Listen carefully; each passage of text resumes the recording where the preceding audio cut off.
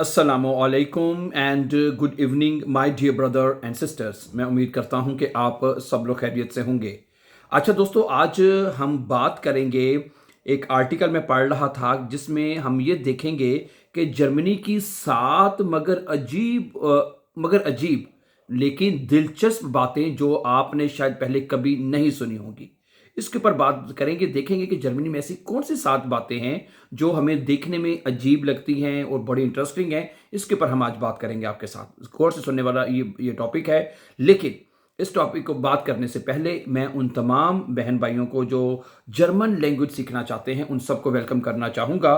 क्यों? ठीक है, हम इसी यूट्यूब के चैनल के ऊपर हमने जो जर्मन लैंग्वेज के कोर्सेज हैं A1, A2 और B1 ये हमने मुकम्मल करवा दिए हैं और इस वक्त हमने B2 जो है वो शुरू कर दिया है।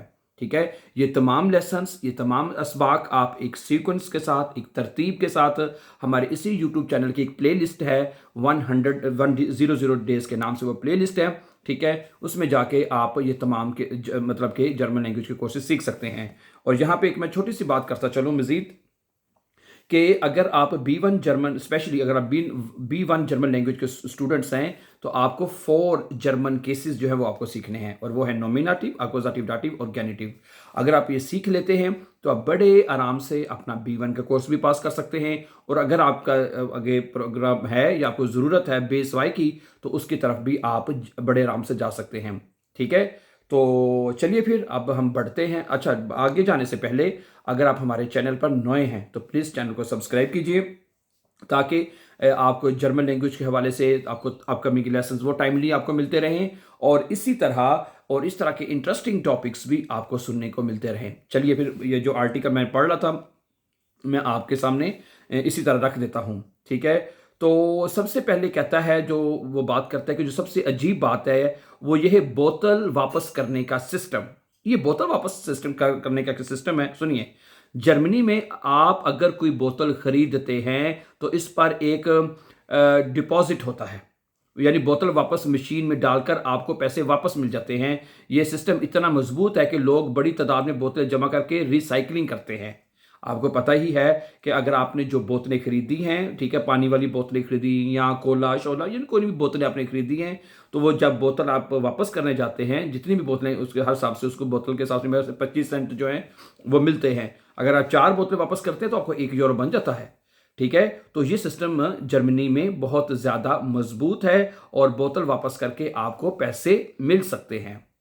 एक तो ये बात बड़ी अजीब कहते हैं। और इसी तरह दूसरी बात जो है वो मैं आपके सामने रख सकता हूं गेनाउ।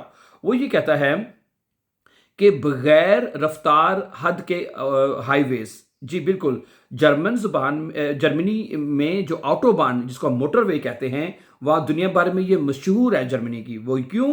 कि यहाँ पे कोई स्पीड लिमिट नहीं होती, आप जितनी मर्जी स्पीड से गाड़ी चला सकते हैं। ठीक है, ये स्पीड लिमिट जर्मनी में नहीं है, यानी अगर आपकी गाड़ी ताकतवर है तो आप जितनी तेज चलाना चाहें चला सकते हैं। लेकिन इसके बावजूद जर्मनी में ड्राइविंग बहुत मुनज़्ज़म और महफूज समझी जाती है, इसमें कोई शक नहीं है। जर्मनी में ड्राइविंग का सिस्टम इतना अच्छा है, इतना मजबूत है कि तेज रफ्तार गाड़ी चलाने के बावजूद भी यहाँ पे लोग महफूज समझे जाते हैं। और ये इसमें कोई शक नहीं, अगर आपकी गाड़ी अच्छी है तो आप अनलिमिटेड स्पीड जितनी मर्जी तेज चाहे आप अपनी गाड़ी को चला सकते हैं। ये भी एक बात जो जर्मनी में देखने को मिलती है। अच्छा, उसके बाद कहता है बहुत ज्यादा असूल और कवानीन।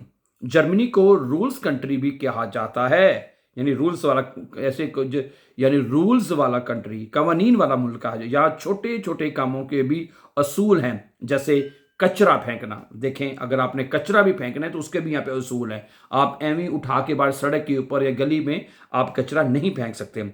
साइकिल चलाने और पार्किंग के भी कवानीन है। अगर आपने साइकिल चलानी है उसके भी कवानीन है। आपने हेलमेट पहनना है आपने पूरे उसके शूज पहने, पूरा लिबास उसका पहनना है और अपने रोड्स को फॉलो करके चलाना है। ठीक है, अगर रात को साइकिल चला रहे हैं तो उसकी लाइटें ऑन होनी चाहिए। समझा रही बात आपको? अच्छा, इसी तरह पार्किंग के भी बड़े असूल। अगर आप गलत पार्किंग करेंगे तो आपको उसी वक्त जुर्माना आएगा। जो लोग जर्मनी में रहते हैं, अगर आप असूल तोड़ेंगे तो जुर्माना बहुत जल्द लग जाता है और हैवी जुर्माने लगते हैं। समझा रही बात आपको? यहाँ पे एक बात और करता चलो, अभी हमने बात की अनलिमिटेड स्पीड। अगर आप जहाँ पे स्पीड लिमिट है वहाँ पे, अगर आप वहाँ पे स्पीड ओवर स्पीड करते हैं तो वहाँ पे भी जुर्माना आएगा आपको। मसलन जो हाईवेज हैं यानी ऑटोबान जिसे हम कहते हैं, वहाँ पे तो अब ठीक है, इजाज़त है वहाँ पे चलाने की, लेकिन शहर के अंदर हो गई या बुंदेसट्रा से हो गई, वहाँ पे आपकी जो लिमिट स्पीड है, जैसे 70 की स्पीड है तो 70 पे जाना है, 100 है तो 100 पे जाना है। ठीक है, तो ये याद रखिएगा, जो हाई स्पीड की जो इजाज़त है वो मतलब कि वो आपको हाईवेज के ऊपर ही है। ठीक है, अच्छा, इसके अलावा कि रिसाइकलिंग का जुनून, आगे कह रहे हैं जर्मनी दुनिया के उन ममालिक में से है जहां सबसे ज्यादा रिसाइकलिंग होती है। कचरा भी मुख्तलिफ रंग के डब्बों में अलग अलग किया जाता है, आपको पता ही है। कागज के जो डब्बे हैं वो उन्होंने लेदर रखे हुए हैं, ठीक है, प्लास्टिक के अलहदा हैं, खाने के अलहदा हैं, शीशे के अलहदा हैं। यानी ये कचरा जो आपने फेंकना है, इनका हर हर डब्बा अलहदा है, उसमें फिर आपने वो कचरा फेंकना होता है। यहाँ लोग वाकई माहौल के बारे में बहुत संजीदा हैं। अच्छा, एक और बात सुने कि यहाँ पे खामोश और डिसिप्लिन, ठीक है, यहाँ पे खामोशी बहुत ज़्यादा है, इसमें कोई शक नहीं है। ठीक है, जर्मनी में खामोशी को बहुत अहमियत दी जाती है। यानी पब्लिक ट्रांसपोर्ट में लोग ऊंची आवाज़ में बात नहीं करते, बिल्कुल नहीं करते, और रात को शोर करना पसंद नहीं किया जाता। यहाँ का कल्चर बहुत मुनज़्ज़म और पुरसकून है डियर ब्रदर सिस्टर। ठीक है, ओके, आप ठीक है, इसी तरह सिगरेट नोशी भी आप आम जगह, खुली जगह पे नहीं कर सकते, बसों में नहीं कर सकते, ट्रेनों में नहीं कर सकते। ठीक है, उन्होंने भी इसकी बड़ी सख्ती से इसकी मना है। ठीक है, तो ये तमाम चीज़ें आपको यहाँ पे इसका ख्याल रखना पड़ता है, वरना आपके खिलाफ शिकायत भी हो सकती है और एक्शन लिया जा सकता है। अच्छा, एक और बात इसके बारे में कहता है कि कैश यानी जो नगद पैसा जो होता है, दिलचस्प बात यह है कि जर्मनी एक तरक्की याफ्ता मुल्क होने के बावजूद आज भी बहुत से लोग नगद इस्तेमाल करते हैं, यानी कैश पैसे देते हैं।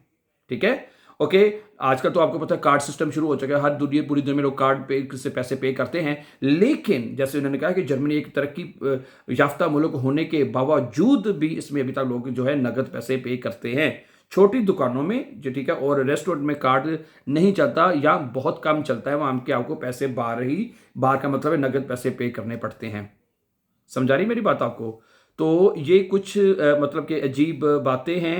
हाँ, एक और बात लिखी, वो भी मैं कहता तो पढ़ देता हूँ कि इतवार का सख्त कानून, यानी जर्मनी में इतवार को तकरीबन सब कुछ बंद होता है, आपको पता ही है। ठीक है, शॉपिंग मॉल, ज़्यादातर दुकानें, हत्ता कि कुछ रेस्टोरेंट भी बंद होते हैं। यहाँ इतवार को आराम का दिन समझा जाता है और शोर मचाना यहाँ पे बहुत ज़्यादा नापसंद किया जाता है डियर ब्रदर सिस्टर। समझा रही मेरी बात आपको? ठीक है, so thank you very much for watching, and for more upcoming important German lessons and interesting videos, don't forget to follow and subscribe us. Have a nice time and see you very soon. Take care, अल्लाह हाफिज़।